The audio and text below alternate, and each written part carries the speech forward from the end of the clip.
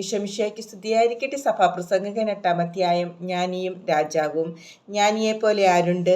പൊരുളറിയുന്നവൻ ആരുണ്ട്? ജ്ഞാനം മുഖത്തെ പ്രക്ഷോഭിപ്പിക്കുന്നു, പരുഷഭാവത്തെ അകറ്റുന്നു.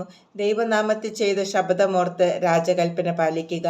അനിഷ്ടകരമെങ്കിലും അവൻ്റെ സന്നിധി വിട്ടുപോയി ഉടനെ അത് ചെയ്യുക. യഥേഷ്ടം പ്രവർത്തിക്കുന്നവനാണല്ലോ രാജാവ്. അവൻ്റെ വാക്ക് അന്തിമമാണ്. നീ എന്തു ചെയ്യുന്നു എന്ന് അവനോട് ചോദിക്കാൻ ആർ മുതിരും? കൽപ്പന അനുസരിക്കുന്നവന് ഒരു ഉപദ്രവവും ഉണ്ടാവുകയില്ല. ജ്ഞാനി തക്ക സമയവും വഴിയും അറിയുന്നു. മനുഷ്യജീവിതം ഭാരത്തിന് അടിപ്പെട്ടതെങ്കിലും ഓരോന്നിനും അതതിൻ്റെ സമയവും നീതിയുമുണ്ട്. ഭാവി അവന് അജ്ഞാതമാണ്. അത് എങ്ങനെയിരിക്കുമെന്ന് പറയാൻ ആർക്ക് കഴിയും? പ്രാണനെ പിടിച്ചു നിർത്താനോ മരണസമയം നിശ്ചയിക്കാനോ ആർക്ക് കഴിയും? യുദ്ധസേവനത്തിൽ നിന്ന് വിടുതലില്ല. ദുഷ്ടതയ്ക്ക് അടിമയായവരെ അത് മോചിപ്പിക്കുകയില്ല.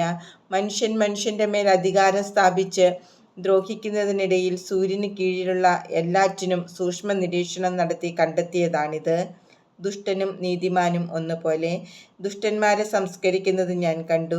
വിശുദ്ധ സ്ഥലത്ത് വ്യാപരിച്ചിരുന്നവരാണ് അവർ.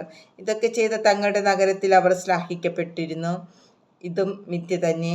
തിന്മയ്ക്കുള്ള ശിക്ഷ ഉടൻ നടപ്പാക്കാത്തതിനാൽ മനുഷ്യമക്കളുടെ ഹൃദയം അതിൽ മുഴുകുന്നു. 100 തവണ തിന്മ ചെയ്തിട്ടും ദുഷ്ടന്റെ ജീവിതം സുദീർഘമാണെങ്കിലും ദൈവഭക്തന് എല്ലാം ശുഭമായിരിക്കുമെന്ന് എനിക്ക് നന്നായിട്ടറിയാം. കാരണം അവൻ ദൈവസന്നിധിയിൽ ഭക്തിയോടെ വ്യാപരിക്കുന്നു. നീചന് നന്മ കൈവരികയില്ല. ജീവിത നിഴൽ പോലെ നീട്ടാനും അവന് കഴിയുകയില്ല. കാരണം അവൻ ദൈവസന്നിധിയിൽ ഭയത്തോടെയല്ല വ്യാപരിക്കുന്നത്. നീതിമാന്മാർക്ക് നീചന്മാരുടെ പ്രവൃത്തികൾക്ക് യോജിച്ച അനുഭവവും നീചന്മാർക്ക് നീതിമാന്മാരുടെ പ്രവൃത്തികൾക്ക് യോജിച്ച അനുഭവവും ഉണ്ടാകുന്നു എന്നത് ഭൂമിയിലുള്ള ഒരു മിഥ്യയാണ്. ഇതും മിഥ്യയാണെന്ന് ഞാൻ പറഞ്ഞു. ഇവിടെ ഞാൻ നിർദ്ദേശിക്കുന്നത് സന്തോഷിക്കുക എന്നാണ്.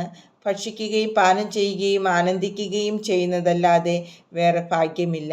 ഇത് സൂര്യന് കീഴെ ദൈവം അവന് നൽകിയിരിക്കുന്ന ആയുഷ്കാലത്തെ പ്രയത്നങ്ങളിൽ അവനെ തുണയ്ക്കും. ജ്ഞാനത്തെ അറിയാനും മനുഷ്യൻ്റെ വ്യാപാരങ്ങൾ മനസ്സിലാക്കാനും ഞാൻ രാപ്പകൽ വിശ്രമമെന്നിയെ പരിശ്രമിച്ചു.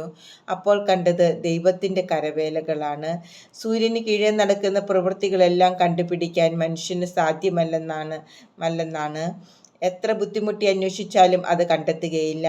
അത് കണ്ടുപിടിച്ചുവെന്ന് ബുദ്ധിമാൻ അവകാശപ്പെട്ടാലും അതവന് അതീതമത്രേ.